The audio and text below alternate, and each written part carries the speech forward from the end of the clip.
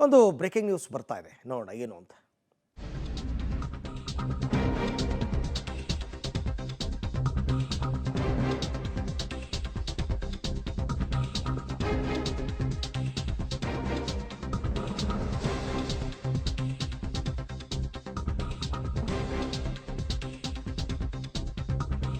Okay, BMC election ನಿನ್ನೆ ನಡೆದಿತ್ತು, Brihan Mumbai corporation.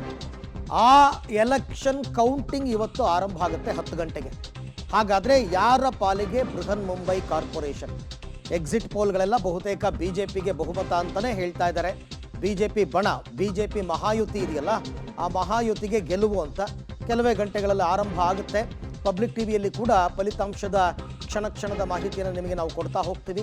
ನಿನ್ನೆ ಅಷ್ಟೇ ಚುನಾವಣೆ ಮುಕ್ತಾಯ ಆಗಿತ್ತು. ಇವತ್ತು ಮತ ಎಣಿಕೆ ಕಾರ್ಯಗಳು ನಡೆಯುತ್ತೆ. ಕೇವಲ BMC ಒಂದೇ ಅಲ್ಲ, BMC ಸೇರಿದಂತೆ 29 ನಗರಸಭೆಗಳು, 29 ನಗರಸಭೆಗೂ ಚುನಾವಣೆ ನಡೆದಿತ್ತು ಮುಂಬೈನಲ್ಲಿ. ಮುಂಬೈ ಅಂದರೆ ಮಹಾರಾಷ್ಟ್ರದಲ್ಲಿ, ಪುಣೆ ಮತ್ತು ನಾಗಪುರ ಸೇರಿದಂತೆ ಅನೇಕ ಕಡೆ ಎಲ್ಲ ಚುನಾವಣೆ ನಡೆದಿತ್ತು. ಅದೆಲ್ಲದರ ಫಲಿತಾಂಶ ಇವತ್ತು ಆರಂಭ ಆಗುತ್ತೆ.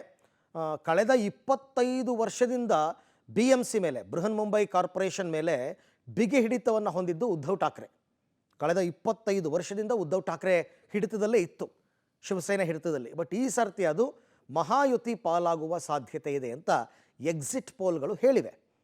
ಹಾಗಾಗಿ ನೋಡೋಣ ಅದೇನಾಗುತ್ತೆ ಅಂತ ಅಂದ್ಬಿಟ್ಟು ಇವತ್ತು 10 ಗಂಟೆಯ ನಂತರ ರಿಸಲ್ಟ್ಸ್ ಎಲ್ಲವೂ ಕೂಡ ಗೊತ್ತಾಗ್ತಾ ಹೋಗುತ್ತೆ.